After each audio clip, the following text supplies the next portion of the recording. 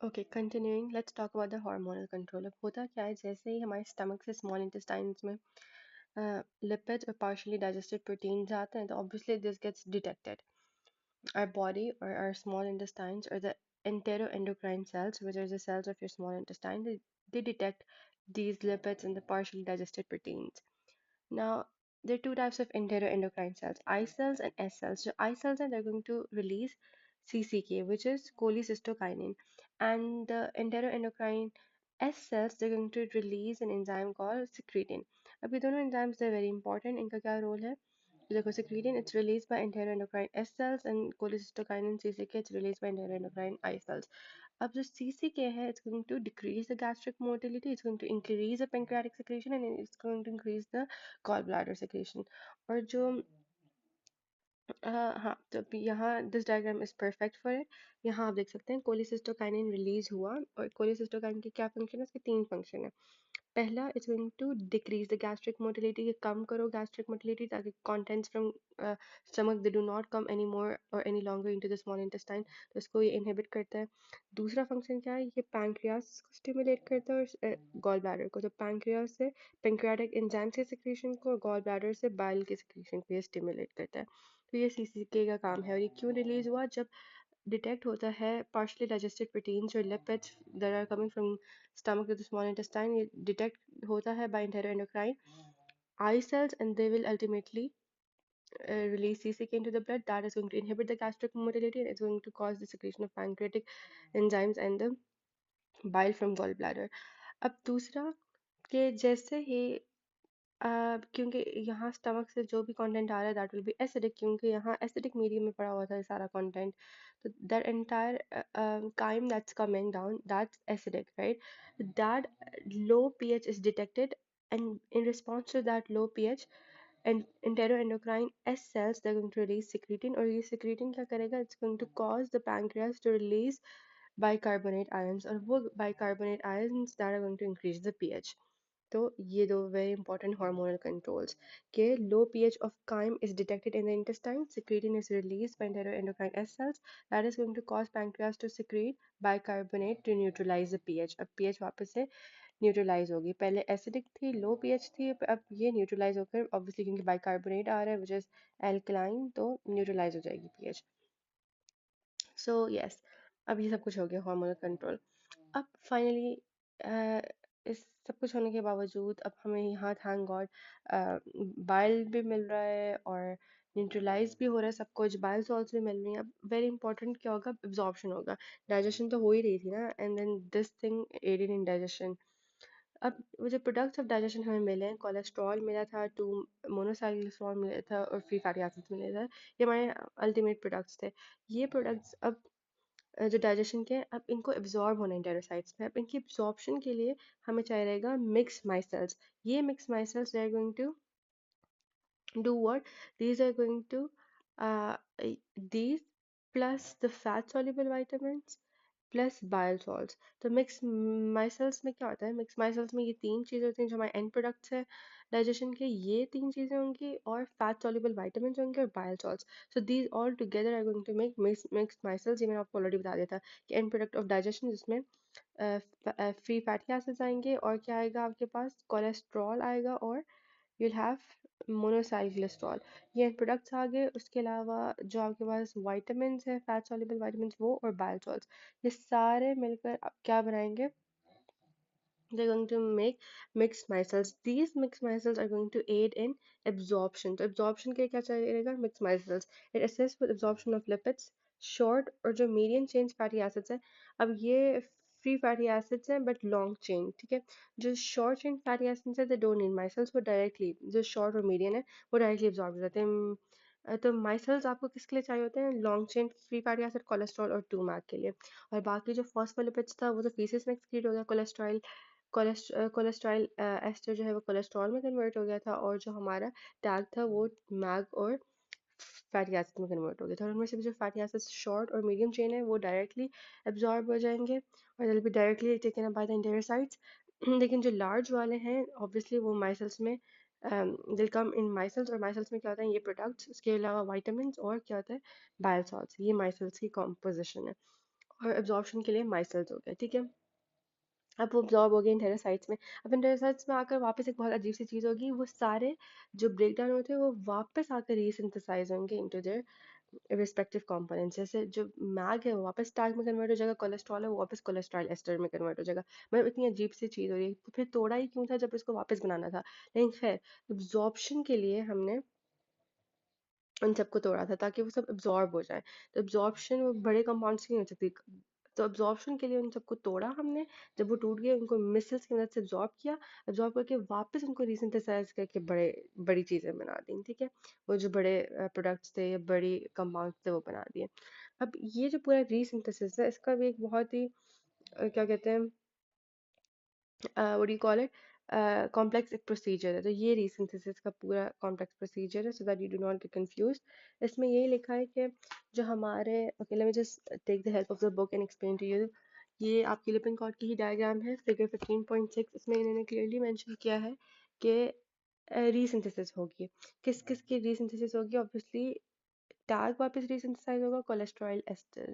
So the mixture of lipids which are absorbed by the enterocytes with the help of your micelles, these lipids they're going to go to the smooth endoplasmic reticulum. किधर जाएंगे? Smooth endoplasmic reticulum.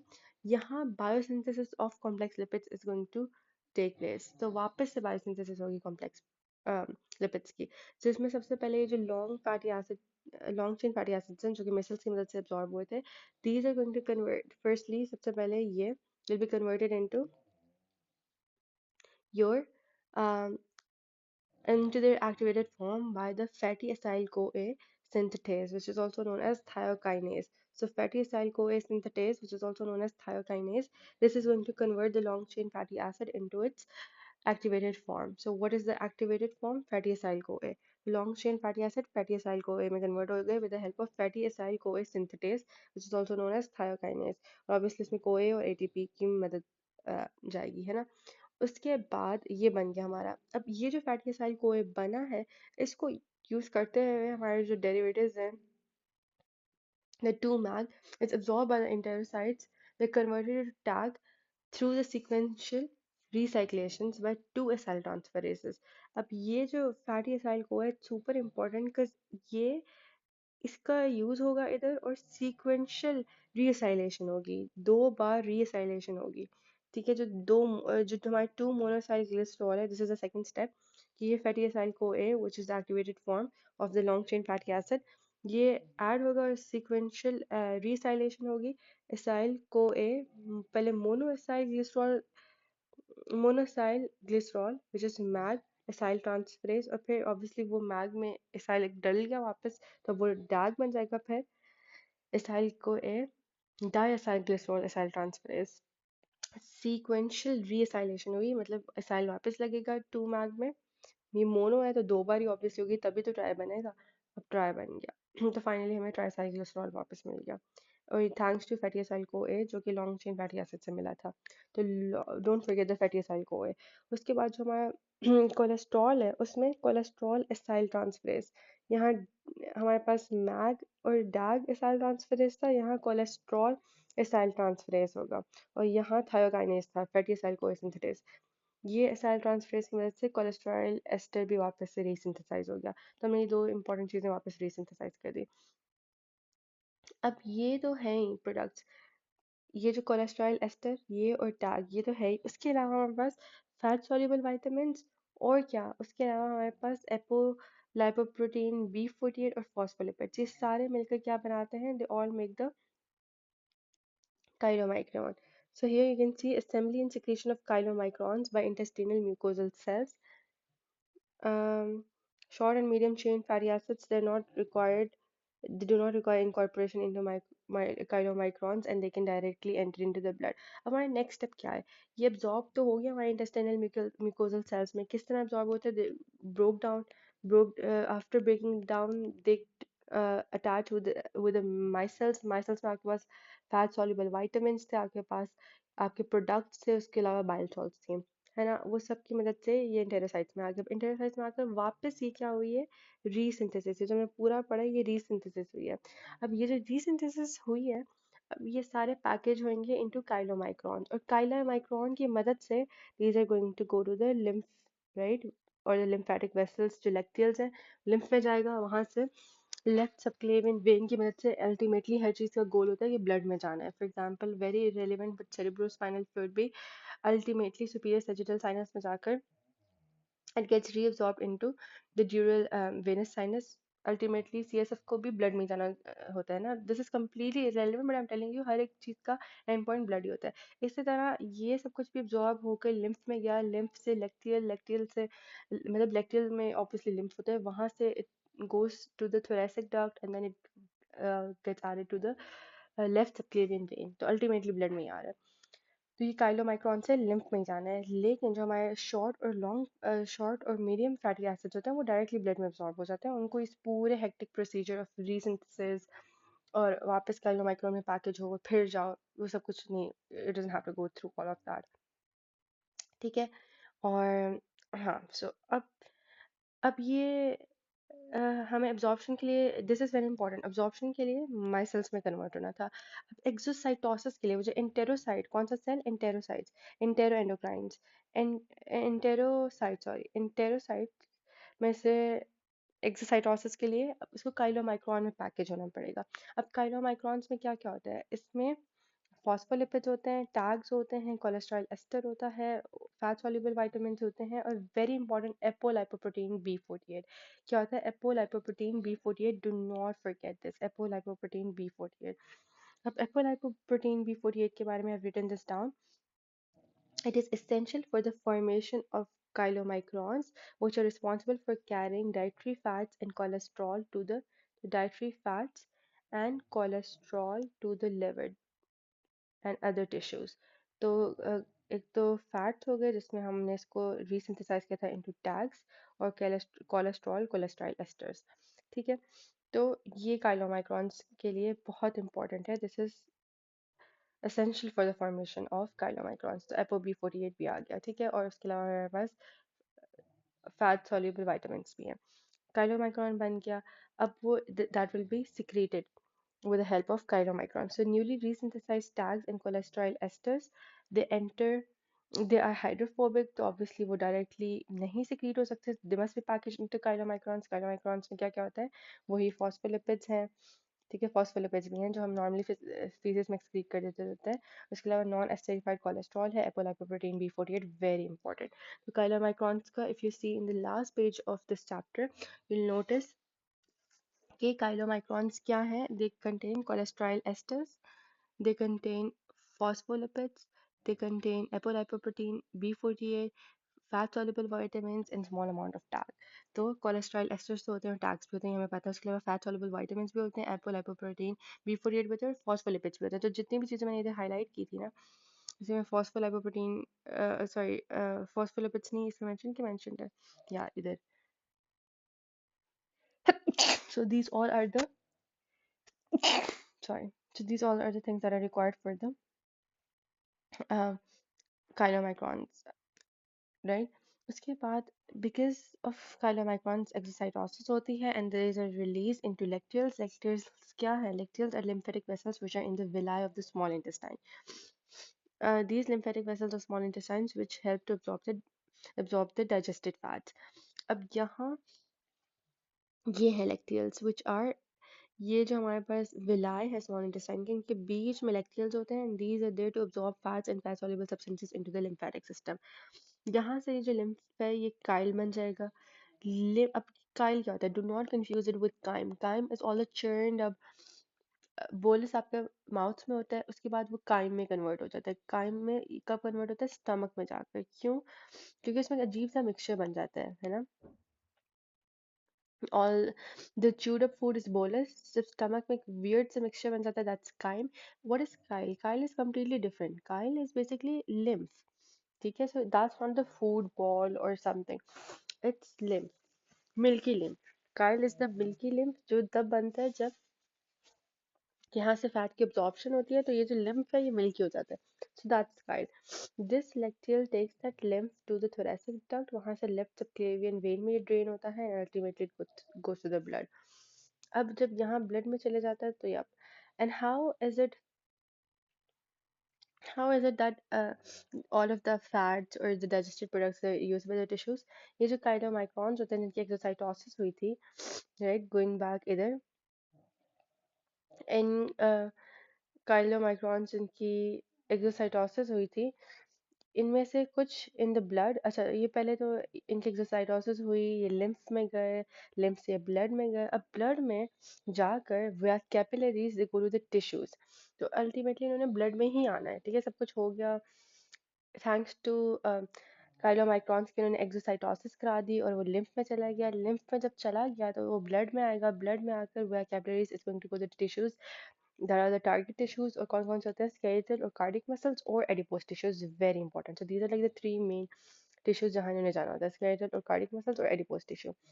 यहाँ आकर इनकी walls में होता है lipoprotein lipase, इन्हीं capillaries की वॉल्स में होता है लाइपोप्रोटीन लाइपेज, और उसके अलावा एपोसी2 जो है ये लाइपोप्रोटीन्स में होता है काइलोमाइक्रॉन्स के, ये एक्टिवेट करता है लाइपोप्रोटीन लाइपेज, तो एपोसी2 ये लाइपोप्रोटीन लाइपेज को एक्टिवेट करता है, and it converts tags again, जो टैग्स हमारे वापस बन गए थे इनको वापस से फ्री फैटी एसिड और ग्लिसरॉल में कन्वर्ट करता है, तो मतलब this cycle keeps on happening कि बने और टूटे, बने और टूटे, और फाइनली ये वापस फ्री फैटी एसिड और ग्लिसरॉल में आ जाता है, कहाँ आकर, इन जगहों पर आकर, और यहाँ अब ये फ्री फैटी एसिड और ग्लिसरॉल का क्या फेट होता है, जो फ्री फैटी एसिड है it's absorbed by the muscle cells, yes, या तो it will remain in the blood, वापस से थोड़ा पीछे जाएं तो एपोसी2, डोंट फॉरगेट दैट, और लाइपोप्रोटीन लाइपेज, ब्लड में कैपिलरीज में लाइपोप्रोटीन लाइपेज उनकी वॉल्स में होता है कैपिलरीज की, और एपोसी2 भी होता है हमारे जो लाइपोप्रोटीन है काइलोमाइक्रॉन्स के, उसमें एपोसी2 प्रेजेंट होता है, ये एक्टिवेट करता है लाइपोप्रोटीन लाइपेज को, gets tags get broken down into free fatty acid और ग्लिसरॉल, तो ये जो फ्री फैटी एसिड है या तो ये मसल सेल्स जो हमारे स्केलेटल मसल्स और कार्डियक मसल्स हैं इन्हें अब्जॉर्ब कर लेगा, या तो it's taken up bye adipose tissues, ठीक है, ये हो गया ना इनके फेट्स, या तो it remains in blood and it's carried throughout by the albumin, और एडिपोज टिश्यू जब इनको टेकअप कर लेगा तो it's going to again convert those free fatty acids to TAG, तो मतलब ये साइकिल बस चलता जा रहा है, this is so funny, but खैर it's going to bring the adipose tissues, they are going to bring back the TAG in the dire situation, जब बिल्कुल बॉडी को जरूरत होगी किसी एनर्जी की, so it's going to again break down tags into free fatty acid and glycerol. Glycerol का क्या होता है, it's taken up by the hepatocytes, and hepatocytes they're going to use the hepatic glycerol kinase which is going to be converted to glycerol 3 phosphate, and this glycerol 3 phosphate is it can be used either in glycolysis, gluconeogenesis or tag synthesis. उसके अलावा chylomicrons भी हैं, वो chylomicrons, they're broken down by lipoprotein lipase in muscle and adipose tissue, releasing fatty acids for energy or storage. The remaining tag depleted particles called chylomicron remnants are then taken up and they're cleared by liver. ये जो chylomicrons हैं, they are cleared by liver. तो liver इन्हें clear up कर देते हैं. तो this is something that you need to know. ये liver वाली बात, बाकी everything is redundant. So chylomicrons are ultimately cleared by the liver. अब यहाँ ये एपोसी2 का जो मेंशन हुआ था इसको थोड़ा हमें डेप्थ में पढ़ना पड़ेगा, एपोसी2 है क्या exactly. ApoC2 is a protein that acts as an essential cofactor for enzyme lipoprotein lipase, which is crucial for breaking down tags in the blood.